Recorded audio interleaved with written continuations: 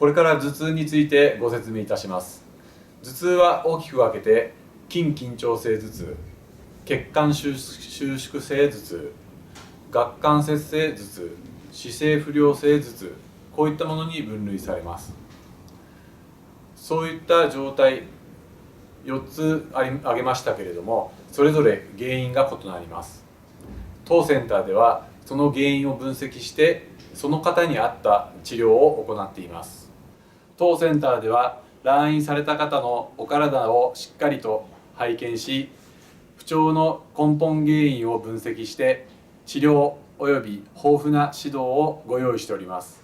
今回の内容についてはいかがでしたか？もし何かお困りのことがあったらお気軽にご相談ください。詳しくはホームページをご覧ください。